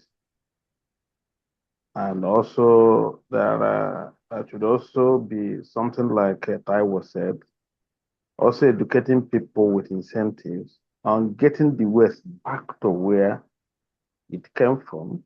And by that, nobody will say anything dropped or littered on the road. Government should also be serious about enforcing the laws too. In fact, beyond Rwama, government will have to invest in some facilities to infrastructure and waste management, both recycling and the rest of them, so that people will understand that they need to sort their waste. They don't need to lump everything they want to throw away together, because by that, you can't carry paper and plastic to a plastic recycling plant. It's not possible. So these are the things Mama would do so that we will not have anything we see on the road again as waste. Because like I was said, if I know that I can generate money from what I wanted to throw away, I would throw it away. I gotta get my money back. Or I gotta sell it. There are people that can buy it off. I sell it to them, I make more money. So these are the things Mama should think about. Thank you. Thank you very much. All right, so before we let you go, Professor, we'd like to know what's the river state of your dream? What do you envision for the state over the next 25 years? Sorry, come again. So 1 minute, please. Sorry again. The river state of your dreams. What is the river state of your dreams? What do you envision for the state over the next 25 years? Well, over the next 25 years, it's quite bad that the policy shaper director has observed that for the past 50 years, River State has not thought, no plan. The plan in River State now was done in 1975. So in the next 25 years, we should have a clean and green River State where we won't have waste dumped on the roadside. And the issue of human rights abuses, environmental injustices should even be not even reduced, should be a thing of the past. The environment of River State should be very clean. The creeks cleaned up and even transformed to tourist sites. Make it clean where the Oyibos can come down here to reside by during the summer to take rest on our water sites and come with dollars and pay us so much money. And River State will be able to generate money through tourism. And is it the doctor, the specialist in wildlife management, will think of how we conserve the forest in River State, especially those under the area where people are pointing that we have elephants and the rest of them, where tourists can go pay money and see these wild animals. So we're able to have attract foreign currencies. What do people call it in economies? Coming into River State to boost the economy of River State instead of thinking of drilling more oil in River State and as a result destroy further the environment of River State. So I joined our living ancestor, Nimo Basi and the Reverend Dr. Nimo Basi and the correct Kentebe to say that the oil should be left in the ground. Thank you very much. Thank you very much, Professor. Dr. Akelachi, same question to you. What's the river state of your dreams? What do you envision for the state over the next 25 years? Okay, Prof has already taken my phrase clean and green, so I'll just focus on green. Obviously, I am a huge advocate, proponent of urban forestry. When you have greenery around you, someone talked about mental health, it cannot be overemphasized. Your quality of life automatically elevates. So we want to see a lot of greenery incorporated into neighborhoods. River State is increasing, cities are growing, Port Road area beyond, right? So it's not just Port Harcourt anymore.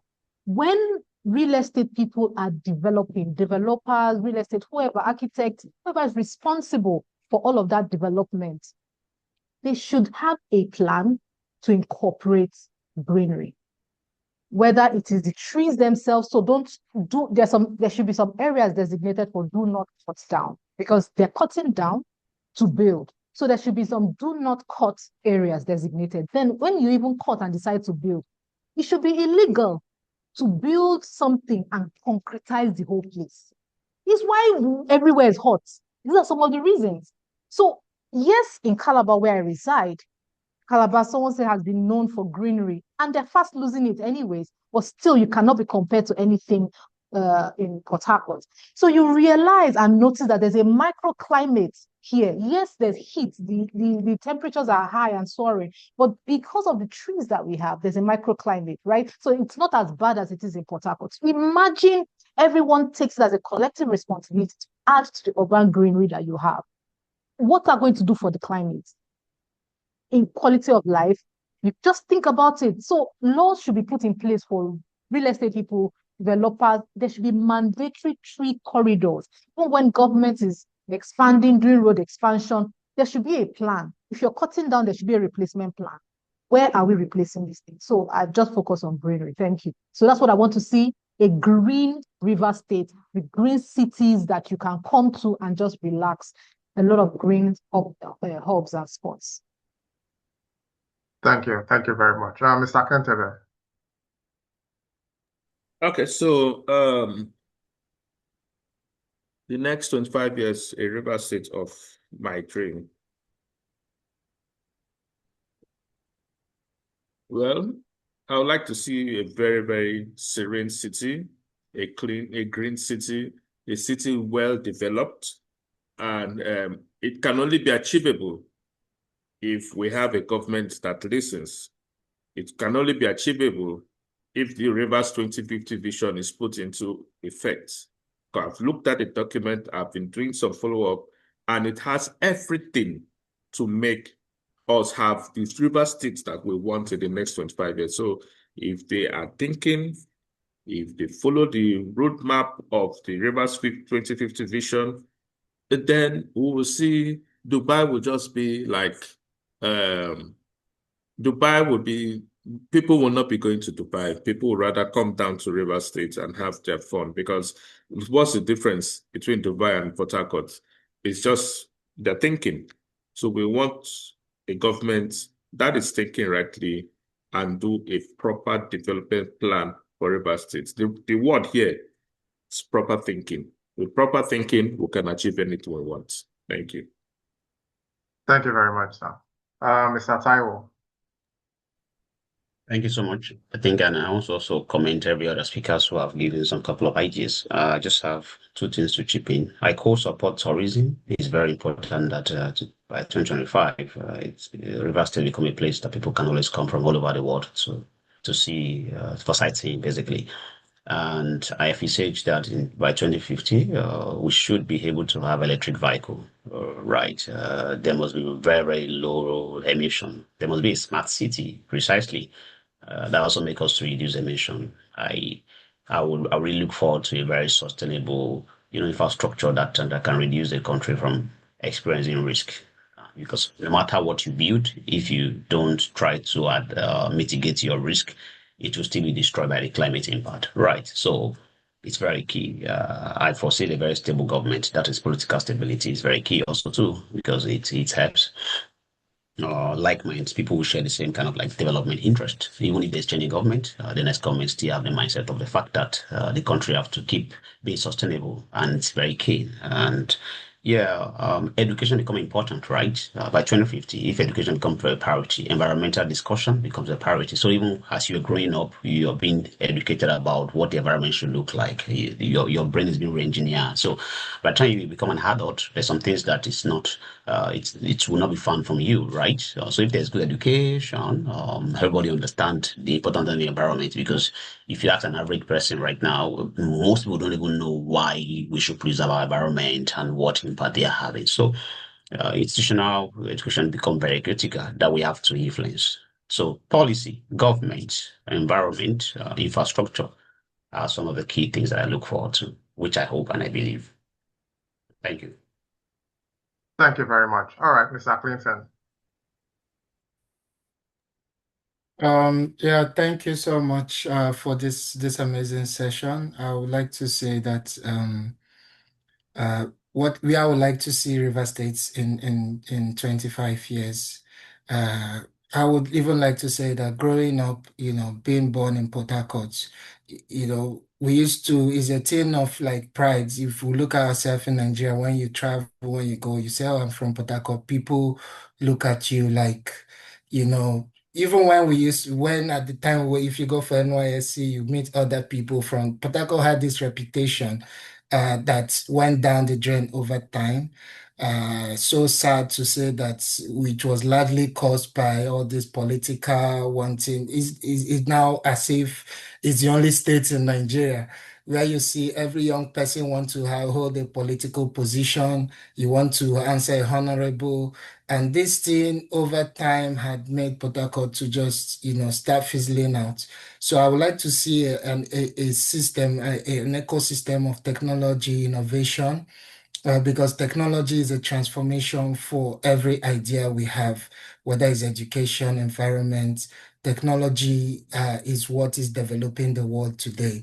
We want to see Port Harcourt be a technology hub where people can come, do business, think creatively, and there's security, and everybody can, live in peace. So with that, every other system is going to flourish. And in 25 years, obviously, a lot of us here would have been in different leadership position or the other. So maybe when I call Mr. Eben, by then he will be the governor, maybe because he has all the qualities. Imagine someone who is trying to draft River State for 25 years. Not everybody would think like that. So he has a vision, and we can all now support him to win his governorship ambition. So thank you so much for having me. Yeah. All right. Thank you very much. Perfect. Let's hear you before we wrap up. Thank you so much. When I was little, my father would take us to Tourist Beach, and this is like 20 years later. There's no Tourist Beach. I think I would like to see a Port Harcourt where there is a lot of tourism sites. I mean, Andoni hosts I'm from Andoni, by the way, and we host one of the biggest seaside Christmas festivals. And if you go to that place, you look at it and you're like, what is this? You can't compare it to any beach site in Lagos. I think that's what I want to see. And also, the UNEP report has said that the cleanup of Ogoni will take 30 years. And so I believe that in 25 years, it should be 30 years already, because I know that the HyPrep was inaugurated in 2019, if I'm correct. So I think I'd like to see Ogoni cleaned up totally, total remediation of Ogoni line. I look forward to it. All right, thank you very much. Thank you to all the panelists for your insightful takes on the issue of environment in River State. I'll hand you to Ebenezer now. Hand us over to Ebenezer to have the final words. Thank you. Yeah, no, thank you. Thank you so much, panelists. Thanks a lot, Asanite, for such wonderful moderation. Panelists, you're giving us 2 hours of your time. We don't take it for granted. We know if you're going to charge us your consultancy rates, we definitely will not be able to afford it. But thanks for contributing to the future of River State and contributing to this dream and this vision to be able to craft a future that we want to see. I can see some very familiar people in the house. Shout out to I can see my SP here, Sutoye, who is in diaspora, but has continued to stay in touch with all the conversations happening. Thank you so much for joining. Can see Telema here as well, Deborah, Comfort, who is the Policy Shapers board member, is also here. So thank you so much, everyone. Next Saturday, we'll be back here again with conversation on inclusion, because River State in the future wouldn't make any sense if it doesn't work for people with disabilities. And Mrs. Bitabugogo has been at the forefront of advocating for an inclusive state and inclusive policies. So we'll be back here by 4 p.m. to discuss with her. She also hopes to bring some people as well who have first-hand experience of living with a disability in River State and talking about some of the issues that they faced. So let's make it a date next week at the same time.